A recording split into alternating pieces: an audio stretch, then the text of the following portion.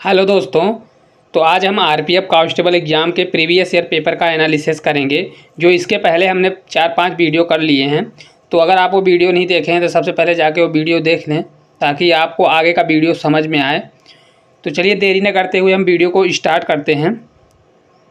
और अगर आप इस चैनल पर पहली बार हैं तो इस चैनल को सब्सक्राइब कर लें, ताकि ऐसे ही वीडियो का नोटिफिकेशन सबसे पहले मिल सके। तो चलिए हम वीडियो को स्टार्ट करते हैं। देखिए हमारा यहाँ पे पहला क्वेश्चन दिया हुआ है। पहला हमारा क्वेश्चन दिया हुआ है कि भारतीय राष्ट्रीय कांग्रेस के पहले अधिवेशन के अध्यक्ष कौन थे। इसके लिए ऑप्शन ए दिया है जॉर्ज यूले, ऑप्शन बी दिया है WC बनर्जी, ऑप्शन सी दिया है AO ह्यूम, ऑप्शन डी दिया है दादा भाई नौरोजी। तो इसका हमारा राइट आंसर हो जाएगा ऑप्शन बी, हमारा राइट आंसर हो जाएगा WC बनर्जी। कौन थे? तो WC बनर्जी थे। भारतीय राष्ट्रीय कांग्रेस के पहले अधिवेशन के अध्यक्ष कौन थे? तो WC बनर्जी थे। चलिए हम नेक्स्ट क्वेश्चन की ओर बढ़ते हैं। नेक्स्ट हमारा अगला क्वेश्चन देखिए दिया हुआ है। नेक्स्ट हमारा अगला क्वेश्चन है, फ्लैग रेट फाउल निम्नलिखित में से किस खेल से संबंधित शब्द है? Option A scuba diving, option B basketball, option C तलवारबाजी, ऑप्शन डी शतरंज। तो इसका हमारा राइट आंसर हो जाएगा ऑप्शन बी, हमारा राइट आंसर हो जाएगा बास्केटबॉल। चलिए आगे क्वेश्चन की ओर बढ़ते हैं। तो अगला हमारा क्वेश्चन देखिए दिया हुआ है। अगला क्वेश्चन है, संस्कृत पुस्तक जम्बावती कल्याणम के लेखक निम्न में से कौन थे? Option A Nandi Timmana, option B Tenaliram, option C Krishnadeva Raya, option D Allasani Peddana. तो इसका हमारा राइट आंसर हो जाएगा ऑप्शन सी, हमारा राइट आंसर हो जाएगा कृष्णदेव राय। ऑप्शन सी का हमारा राइट आंसर हो जाएगा। कृष्ण की लेखक कौन है? तो कृष्णदेव राय। चलिए हम नेक्स्ट क्वेश्चन, अगले क्वेश्चन की ओर बढ़ते हैं। तो हमारा नेक्स्ट अगला चौथे नंबर का हमारा क्वेश्चन दिया हुआ है। देखिए अगला हमारा क्वेश्चन है, दीन ए इलाही नामक नया धर्म किसने चलाया? ऑप्शन ए हुमायूं के द्वारा चलाया गया, कि ऑप्शन बी अकबर के द्वारा, कि ऑप्शन सी औरंगजेब के द्वारा, कि ऑप्शन डी बाबर के द्वारा। तो इसका हमारा राइट आंसर हो जाएगा ऑप्शन बी, हमारा राइट आंसर हो जाएगा। किसके द्वारा चलाया गया था? तो यह एक अकबर के द्वारा चलाया गया था। अगला हमारा क्वेश्चन दिया हुआ है। देखिए अगला क्वेश्चन है, भारत के मुख्य चुनाव आयुक्त की नियुक्ति कौन करता है? इसके लिए ऑप्शन ए दिया हुआ है भारत का राष्ट्रपति, ऑप्शन बी दिया है भारत का प्रधानमंत्री, ऑप्शन सी दिया है सर्वोच्च न्यायालय के मुख्य न्यायाधीश, कि ऑप्शन डी दिया है भारत का उपराष्ट्रपति। तो इसका हमारा राइट आंसर हो जाएगा ऑप्शन ए, फर्स्ट ही हमारा सही आंसर हो जाएगा, भारत का राष्ट्रपति। जो भारत का राष्ट्रपति होता है वो क्या करता है? मुख्य चुनाव आयुक्त की नियुक्ति करता है। नेक्स्ट हमारा क्वेश्चन दिया हुआ है। नेक्स्ट क्वेश्चन है, निम्न में से कौन सी समिति का गठन निर्धनता के निर्धारण के लिए किया गया था? ऑप्शन ए SS तारापोर समिति, ऑप्शन बी कार्वे समिति, ऑप्शन सी चक्रवर्ती समिति, की ऑप्शन डी तेंदुलकर समिति। तो इसका हमारा राइट आंसर हो जाएगा ऑप्शन डी, हमारा राइट आंसर हो जाएगा तेंदुलकर समिति। अगले क्वेश्चन की ओर बढ़ते हैं। तो अगला हमारा क्वेश्चन यहाँ पे दिया हुआ है। देखिए अगला क्वेश्चन है, मानव कोशिकाओं के न्यूक्ली में ... गुणसूत्र पाए जाते हैं। मानव कोशिकाओं के न्यूक्ली में कितने गुणसूत्र पाए जाते हैं? ऑप्शन ए 23 गुणसूत्र, ऑप्शन बी 100 गुणसूत्र, ऑप्शन सी 46 जोड़ी गुणसूत्र, की ऑप्शन डी 23 जोड़ी गुणसूत्र। तो इसका हमारा राइट आंसर हो जाएगा ऑप्शन डी 23 जोड़ी गुणसूत्र। टोटल कितने होते हैं? 46 होते हैं, जिनमें से 23 जोड़ी गुणसूत्र पाए जाते हैं। चलिए आगे की ओर हम बढ़ते हैं। अगला हमारा क्वेश्चन देखिए यहाँ पे दिया हुआ है। अगला क्वेश्चन है, निम्नलिखित में से भारत के किस राज्य में मरुस्थली और बांगर मैदान पाए जाते हैं? ऑप्शन ए हिमाचल प्रदेश में, ऑप्शन बी नागालैंड में, कि ऑप्शन सी राजस्थान में, कि ऑप्शन डी अरुणाचल प्रदेश में। तो इसका हमारा राइट आंसर हो जाएगा ऑप्शन सी, हमारा राइट आंसर हो जाएगा। कहाँ पे पाया जाता है? तो इसका हमारा राइट आंसर हो जाएगा राजस्थान। राजस्थान में कैसे मरुस्थल पाए जाते हैं? मरुस्थली और बांगर मैदान पाए जाते हैं। अगले क्वेश्चन की ओर बढ़ते हैं। तो अगला हमारा क्वेश्चन देखिए यहाँ पे दिया हुआ है। अगला क्वेश्चन है, निम्न में से कौन सी भाषा सभी यूरोपीय भाषाओं की जननी है? Option A Spanish, option B अंग्रेजी, option C Sanskrit, option D फ्रांसीसी। तो इसका हमारा राइट आंसर हो जाएगा ऑप्शन सी, हमारा राइट आंसर हो जाएगा संस्कृत। संस्कृत क्या है? सभी यूरोपीय भाषाओं की जननी मानी जाती है। अगले क्वेश्चन की ओर बढ़ते हैं। तो ये हमारा 10वें नंबर का क्वेश्चन है। क्वेश्चन हमारा, स्पेशल ओलंपिक्स में भाग लेने के लिए निर्धारित न्यूनतम आयु कितनी होती है? ऑप्शन ए 12 वर्ष, ऑप्शन बी 15 वर्ष, ऑप्शन सी 8 वर्ष कि ऑप्शन डी 18 वर्ष। तो इसका हमारा राइट आंसर हो जाएगा ऑप्शन सी, हमारा राइट आंसर हो जाएगा 8 वर्ष। स्पेशल ओलंपिक्स में भाग लेने के लिए कितनी मिनिमम एज कितनी होनी चाहिए? अगर आप 8 साल के हैं तो स्पेशल ओलंपिक में आप भाग ले सकते हैं। चलिए आगे की ओर हम बढ़ते हैं। अगला हमारा क्वेश्चन देखिए यहाँ पे दिया हुआ है। अगला क्वेश्चन है कि बैंकों को भेजी गई राशि और न्यायिक जमा जैसे बचत संविधान के किस वित्तीय प्रावधान के तहत आते हैं? ऑप्शन ए भारत का समेकित कोष, ऑप्शन बी आपातकालीन निधि, ऑप्शन सी भारत की आकस्मिकता निधि कि ऑप्शन डी भारत का सार्वजनिक खाता। तो इसका हमारा राइट आंसर हो जाएगा ऑप्शन डी, क्या कहा जाता है? भारत का सार्वजनिक खाता। अगले क्वेश्चन की ओर बढ़ते हैं। तो अगला हमारा क्वेश्चन दिया हुआ है, अगला हमारा क्वेश्चन दिया है, जहाज द्वारा पूरी दुनिया का भ्रमण करने वाला पहला यात्री कौन था? Option A Vasco da Gama, option B दिया है Archimedes, option C Marco Polo कि ऑप्शन डी दिया है फर्डिनेंड मैगलन। तो इसका हमारा राइट आंसर हो जाएगा ऑप्शन डी, हमारा राइट आंसर हो जाएगा फर्डिनेंड मैगलन। क्या था ये? जहाज द्वारा पूरी दुनिया का भ्रमण करने वाला पहला यात्री है। चलिए अगले क्वेश्चन की ओर हम बढ़ते हैं।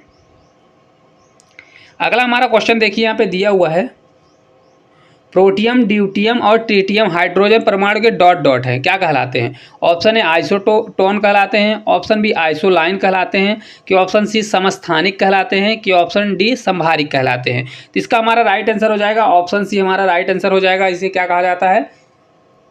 ये हाइड्रोजन के समस्थानिक कहलाते हैं। अगले क्वेश्चन की ओर हम बढ़ते हैं।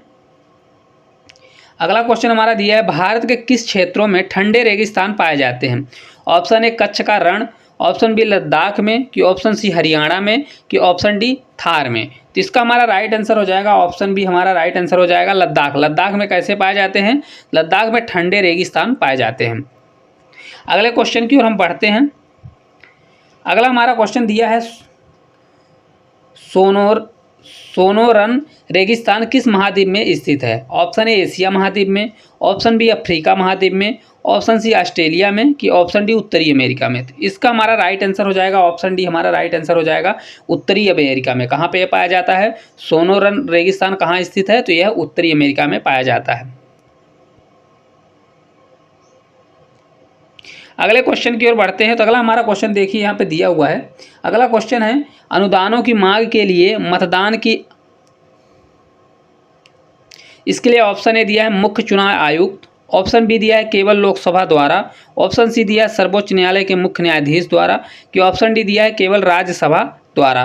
तो इसका हमारा राइट आंसर हो जाएगा ऑप्शन बी, हमारा राइट आंसर हो जाएगा केवल लोकसभा द्वारा। अनुदानों की मांग के लिए मतदान जो होता है किसके द्वारा होता है? तो ये केवल लोकसभा द्वारा होता है। अगले क्वेश्चन की ओर हम बढ़ते हैं। अगला देखिए हमारा क्वेश्चन यहाँ पे दिया हुआ है। अगला क्वेश्चन है, पुलिस, कृषि और सिंचाई भारतीय संविधान की किस सूची से संबंधित है? ऑप्शन ए संघीय सूची, ऑप्शन बी समवर्ती सूची, ऑप्शन सी केंद्र की अवशिष्ट शक्तियां, ऑप्शन डी राज्य सूची। तो इसका हमारा राइट आंसर हो जाएगा ऑप्शन डी। ये किसके अंतर्गत आता है? तो ये आता है राज्य सूची के अंतर्गत। जो कृषि होता है, पुलिस और सिंचाई किसके कौन सी सूची के अंतर्गत आता है? तो ये राज्य सूची के अंतर्गत आता है। अगले क्वेश्चन की ओर बढ़ते हैं। तो अगला हमारा क्वेश्चन देखिए दिया हुआ है, करदाताओं की संख्या और राजस्व कर के नहीं बढ़ने का कारण है? ऑप्शन ए प्रत्यक्ष करों में वृद्धि, ऑप्शन बी कर अनुपालन लागू करने के कारण, ऑप्शन सी काले धन में वृद्धि, ऑप्शन डी आधार करों में वृद्धि। तो इसका हमारा राइट आंसर हो जाएगा ऑप्शन सी, हमारा राइट आंसर हो जाएगा काले धनों में वृद्धि। अगले क्वेश्चन की ओर हम बढ़ते हैं। अगला हमारा देखिए क्वेश्चन यहाँ पे दिया हुआ है, बुद्ध को निम्न में से किस स्थान पर ज्ञान प्राप्त हुआ था? बुद्ध को ज्ञान की प्राप्ति कहाँ पे हुई थी? ऑप्शन ए कुशीनगर में, ऑप्शन बी लुम्बिनी में, ऑप्शन सी सारनाथ में कि ऑप्शन डी बोध गया में। तो इसका हमारा राइट आंसर हो जाएगा ऑप्शन डी, हमारा राइट आंसर हो जाएगा। तो उन्हें ज्ञान की प्राप्ति कहाँ पे हुई थी? तो बोध गया में हुई थी। अगले क्वेश्चन की ओर हम बढ़ते हैं। तो अगला देखिए हमारे पास क्वेश्चन दिया हुआ है, निम्न में से किसे शल्य चिकित्सा के जनक के रूप में जाना जाता है? ऑप्शन ए चाणक्य को, ऑप्शन बी अमर सिंह को कि ऑप्शन सी सुश्रुत को कि ऑप्शन डी चरक को। तो इसका हमारा राइट आंसर हो जाएगा ऑप्शन सी, हमारा राइट आंसर हो जाएगा सुश्रुत को। सुश्रुत को क्या माना जाता है? तो शल्य चिकित्सा के जनक के रूप में जाना जाता है। चलिए अगले क्वेश्चन की ओर हम बढ़ते हैं। अगला देखिए हमारा यहाँ पे क्वेश्चन दिया हुआ है। क्वेश्चन हमारा ये है, लंबे समय तक आर्द्र वायु के संपर्क में रहने वाले कॉपर के बर्तनों पर हरे रंग की कोटिंग के लिए निम्न में से कौन जिम्मेदार है। जो हरे रंग की कोटिंग चढ़ जाती है उसमें से कौन जिम्मेदार है। ऑप्शन ए कॉपर ऑक्साइड और नीली हरी शैवाल है। ऑप्शन बी लाइकेन और कॉपर कार्बोनेट है। कि option C copper hydra oxide और मैग्नीशियम कार्बोनेट है। कि option D copper hydra oxide और कॉपर कार्बोनेट है। तो इसका राइट आंसर हो जाएगा ऑप्शन डी, हमारा राइट आंसर हो जाएगा कॉपर हाइड्रा ऑक्साइड और कॉपर कार्बोनेट के कारण क्या होता है कि जो बर्तनों होते हैं उनमें से कोटिंग चढ़ जाती है बर्तनों पर हरे रंग की। चलिए आगे की ओर हम बढ़ते हैं। हमारा अगला क्वेश्चन देखिए यहाँ पे दिया हुआ है। अगला क्वेश्चन है, अप्रत्याशित स्थितियों में राष्ट्रपति द्वारा उपयोग किया जाने वाला फंड कौन सा होता है। ऑप्शन ए भारत की आकस्मिक निधि।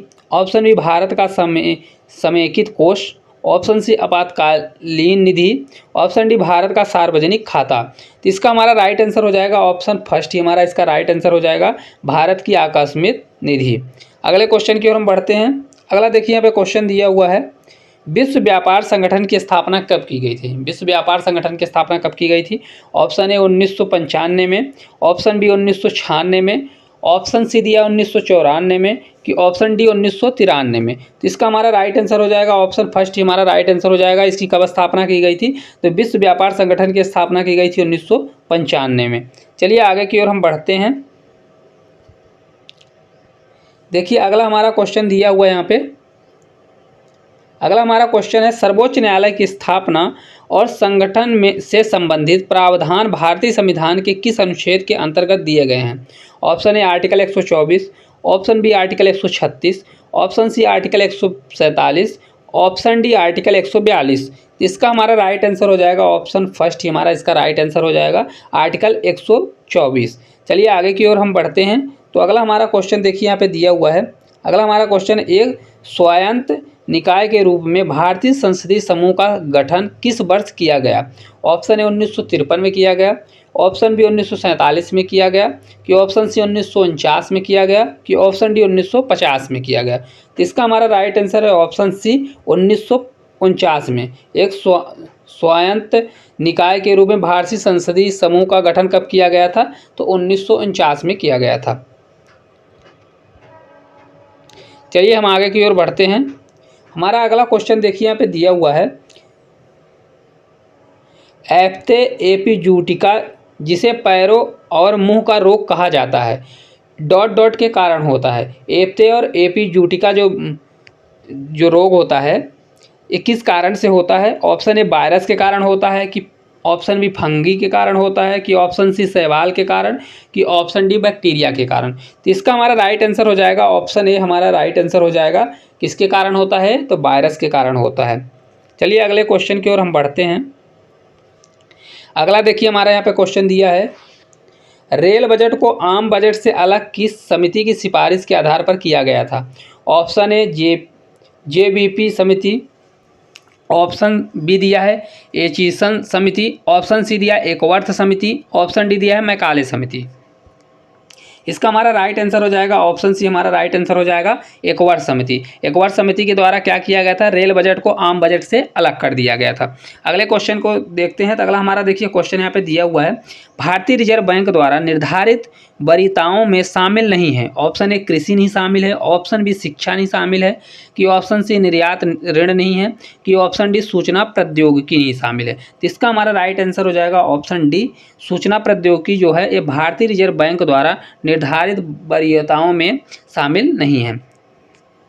चलिए अगले क्वेश्चन की ओर हम बढ़ते हैं। अगला हमारा क्वेश्चन देखिए यहाँ पे दिया हुआ है।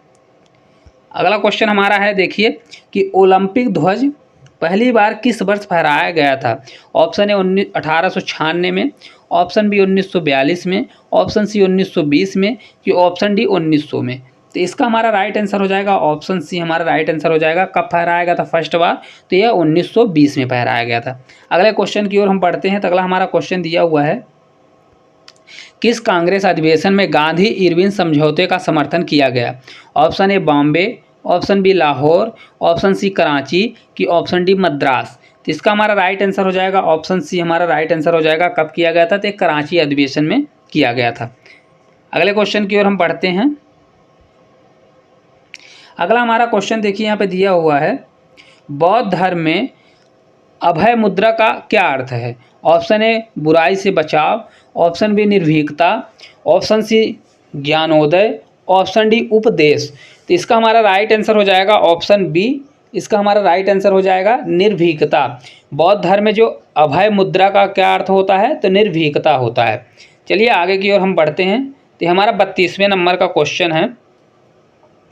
क्वेश्चन हमारा दिया हुआ है, देखिए, अर्धसूत्री विभाजन में एक जनन कोशिका डॉट डॉट सतत कोशिकाओं में विभाजित हो जाती है।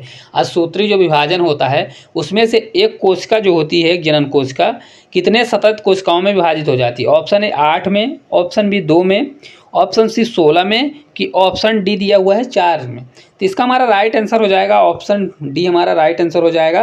तो चार सतत कोशिकाओं में विभाजित हो जाती है। एक जनन कोशिका किस में हो जाती है? तो एक जनन कोशिका 4 सतत कोशिकाओं में विभाजित हो जाती है अर्धसूत्री विभाजन में।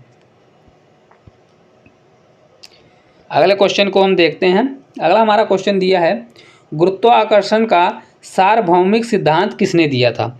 ऑप्शन ए दिया है अल्बर्ट आइंस्टाइन, ऑप्शन बी दिया है जोहानिज केपलर, ऑप्शन सी दिया है आइजक आसिमोव, ऑप्शन डी दिया है आइजक न्यूटन। तो इसका हमारा राइट आंसर हो जाएगा ऑप्शन डी हमारा राइट आंसर हो जाएगा आइजक न्यूटन।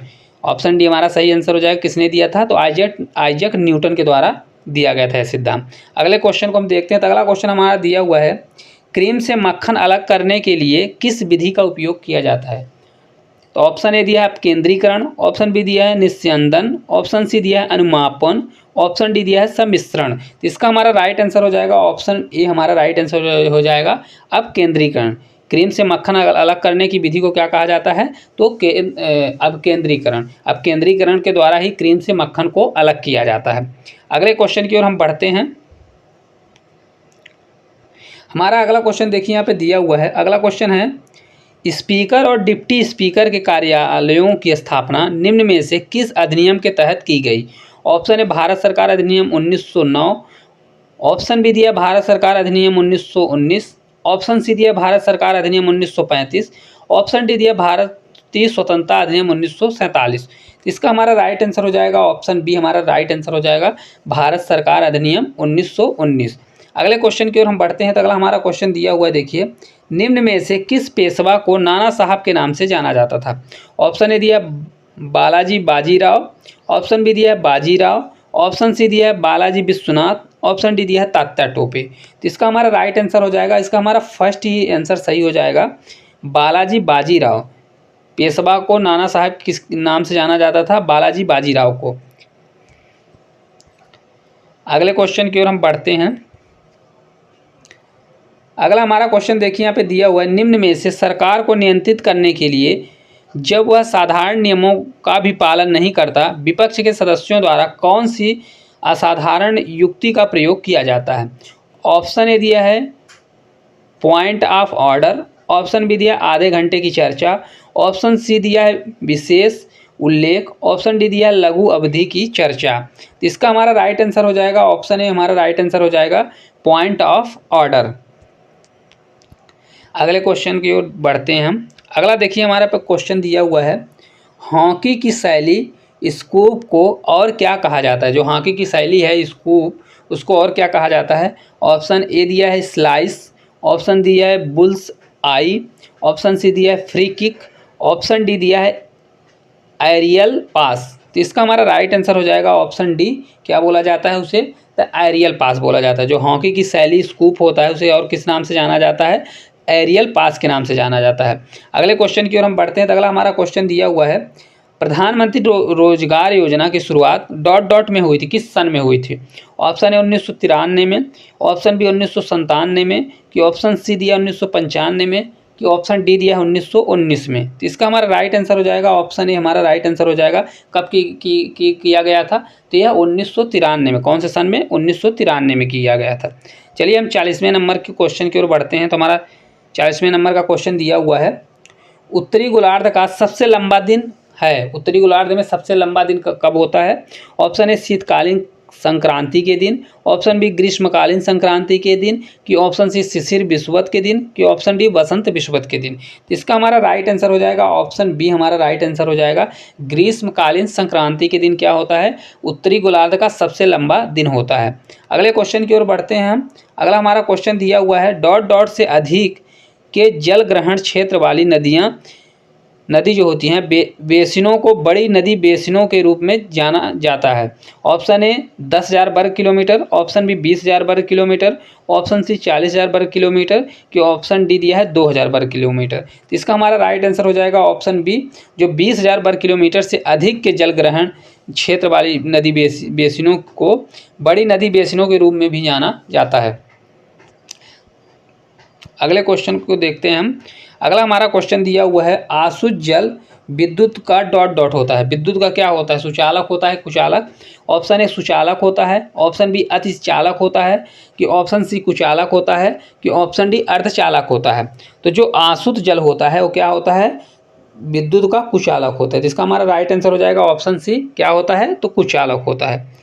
अगले क्वेश्चन की ओर हम बढ़ते हैं। अगला हमारा क्वेश्चन दिया हुआ है जीएमटी का पूर्ण रूप क्या है। ऑप्शन ए दिया है Greenwich measured time, option B दिया है Great Britain measured time, option C दिया है Greenwich mean time, option D दिया है गूगल मीन टाइम। तो इसका हमारा राइट आंसर हो जाएगा ऑप्शन सी, हमारा राइट आंसर हो जाएगा ग्रीनविच मीन टाइम। जीएमटी का फुल फॉर्म क्या होता है, ग्रीनविच मीन टाइम। अगले क्वेश्चन की ओर बढ़ते हैं। तो अगला क्वेश्चन हमारा देखिए यहाँ पे दिया हुआ है 1983 में भारतीय क्रिकेट टीम में किसे हराकर विश्व कप जीता। 1983 में भारतीय क्रिकेट टीम थी जो किसको हराकर विश्व कप जीती। ऑप्शन ए जिम्बाब्वे को, ऑप्शन बी ऑस्ट्रेलिया को, ऑप्शन सी पाकिस्तान को, कि ऑप्शन डी वेस्ट इंडीज को। तो इसका हमारा राइट आंसर हो जाएगा ऑप्शन डी, किसको हराकर, तो भारत ने वेस्ट इंडीज को हराकर विश्व कप जीता था 1983 का। चलिए आगे की ओर हम बढ़ते हैं। अगला हमारा क्वेश्चन देखिए दिया हुआ है सलाल बगलिहार और दुलहस्ती जल परियोजना किस नदी पर स्थित है। ऑप्शन ए रावी नदी पर, ऑप्शन बी ब्यास नदी पर, ऑप्शन सी चेनाब नदी पर, कि ऑप्शन डी सतलज नदी पर। तो इसका हमारा राइट आंसर हो जाएगा ऑप्शन सी, हमारा राइट आंसर हो जाएगा कौन सी नदी पर है, चेनाब नदी पर। चेनाब नदी पर सलाल बगलिहार और दुलहस्ती जल परियोजनाएं स्थित हैं। अगले क्वेश्चन को हम देखते हैं। तो अगला हमारा क्वेश्चन देखिए दिया है poverty and un British rule in India पुस्तक के लेखक कौन है। Option A Dadabhai Naoroji, option B R C. Dutt, option C M G Ranade, option D दिया सुब्रमण्यम अय्यर। तो इसका हमारा राइट आंसर हो जाएगा ऑप्शन फर्स्ट ही हमारा राइट आंसर हो जाएगा Dadabhai Naoroji. Poverty and un British rule in India किसके द्वारा लिखी गई पुस्तक है, तो यह दादा भाई नौरोजी द्वारा लिखी गई पुस्तक है। चलिए हम आगे की ओर बढ़ते हैं। अगला हमारा क्वेश्चन देखिए दिया हुआ है योग में स्वास्तिकासन किस मुद्रा को व्यक्त करता है। ऑप्शन ए ऊंट को, ऑप्शन बी मांगलिक को, ऑप्शन सी टिड्डा को, ऑप्शन डी कुत्ता को। तो इसका हमारा राइट आंसर हो जाएगा ऑप्शन बी, हमारा राइट आंसर हो जाएगा किसको ये व्यक्त करता है, तो यह मांगलिक को व्यक्त करता है। अगला हमारा क्वेश्चन दिया हुआ देखिए कुट्रालम जलप्रपात कहाँ स्थित है। इसके लिए ऑप्शन ए दिया है तमिलनाडु, ऑप्शन बी दिया है कर्नाटक, ऑप्शन सी दिया है केरल, ऑप्शन डी दिया है तेलंगाना। तो इसका हमारा राइट आंसर हो जाएगा ऑप्शन फर्स्ट ही हमारा राइट आंसर हो जाएगा तमिलनाडु। कुट्रालम जलप्रपात कहाँ स्थित है, तो यह तमिलनाडु में स्थित है।